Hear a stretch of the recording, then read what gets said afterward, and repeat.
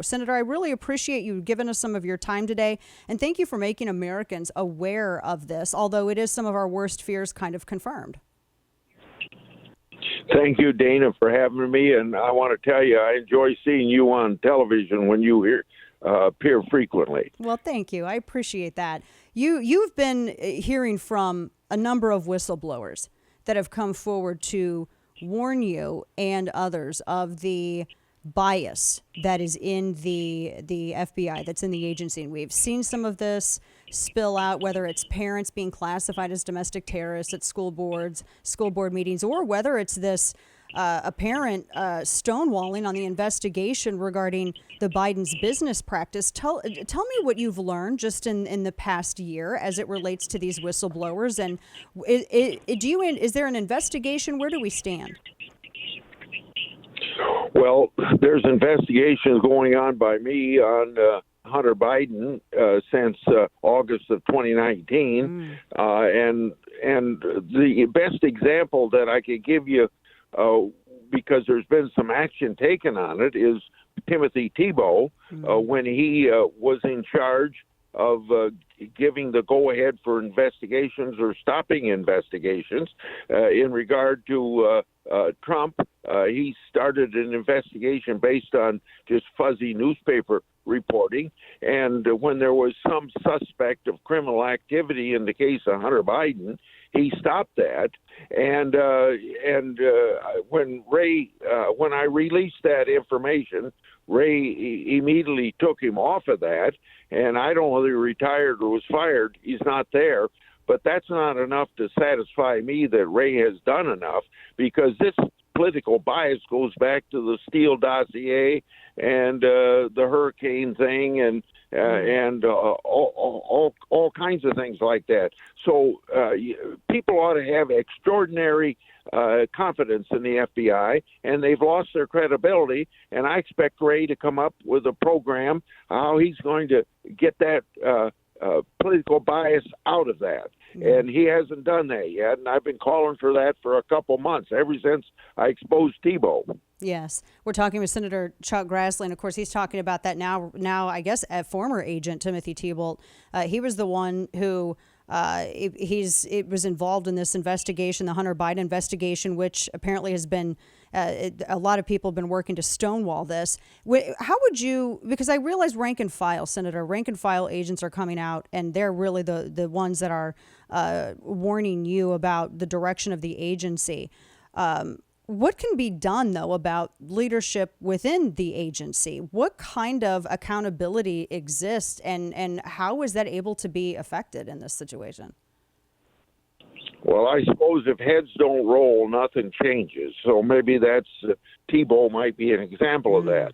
But these people that are confirmed by the Senate, like Garland and as Attorney General and Ray as FBI director, once they're confirmed, only the president can fire him under our Constitution. So what we have to do through our constitutional responsibility oversight is try to embarrass them, make everything transparent as we can. Transparency ought to bring accountability, but it moves very, very slowly, and sometimes you don't get the results you wanted, but you don't give up. And I want to say a word about whistleblowers. Yes. They're very patriotic people. Most of them, when they find something wrong, don't even know what a whistleblower is. They find out what whistleblowing is when they have to come to Congress. And if they take care of this stuff in the bureaucracy, they'd never come to Congress. But it's also embarrassing. Nobody in the bureaucracy wants to change what's wrong, because if it's made public, they get embarrassed. And I hope with this investigation of January 6th and this FBI director exposing and becoming a whistleblower wakes people up. But whistleblowers have to come forward. That's why we have whistleblower protection laws. And I hope this guy is going to get the proper protection. If he needs any help from Chuck Grassley, tell him to contact my office, and I'll bet he's already been in touch with my investigating staff in and it's a good thing that he has. Yes, and because there's retaliation. I mean, the leadership is a Washington Examiner had a great piece detailing the retaliation taken against this whistleblower. He was the one who was saying that there's a very misleading impression about so-called rising domestic terrorism, that they're trying to use the riot that happened on January 6th to say that this is some kind of widespread a thing across the country, which I think a lot of people interpret as a move towards stifling the freedom to assemble. How widespread is this? And do you think that there are more that would come forward, but they're just scared of this retaliation? Well, the best I can tell you in that is regard, they investigate. But what this whistleblower is really complaining about, and legitimately, is they aren't doing this investigation by the book, and we have to hold them accountable, whether or not there's a crime committed. That's what the investigation is. Right. I have a responsibility, and this whistleblower assumes the responsibility. Just do it by the book. Right.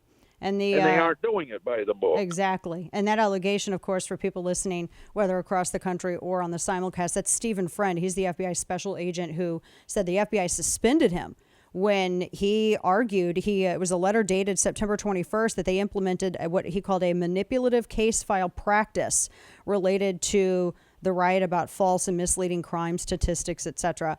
Last question for you, Senator. Talking with Senator Chuck Grassley from Iowa, and we appreciate your time today. Do average everyday Americans, is this something that, it's weird to even ask this because we saw that parents were classified as domestic terrorists by this exact case file system that former Special Agent Friend was mentioning. So parents were being apparently watched for simply speaking up at school board meetings. Does the average everyday American, is this something that we now actually have to consider in our daily lives when expressing dissent or peacefully assembling to protest? Do we have to now worry about the FBI watching us and secretly tagging us as such? Yes, you do, based upon a memo that the Attorney General put out.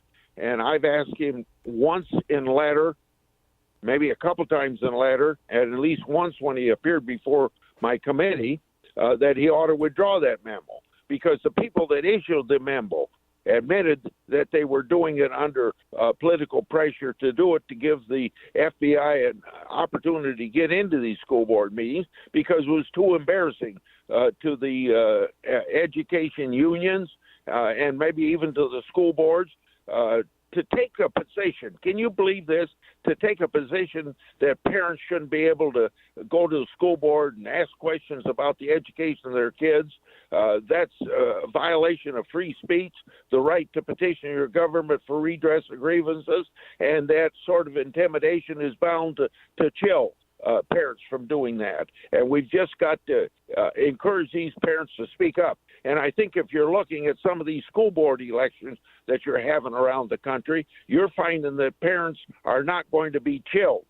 They're going to fight for their rights to speak, the right to help determine the education of their kids, and make sure that the school boards are doing what they should be doing to provide the best education for the kids, and not some of this silly stuff about the gender of the kids. Reading, writing, and arithmetic ought to be primary in the minds, because those are the tools of what it takes to be a good citizen and a good worker.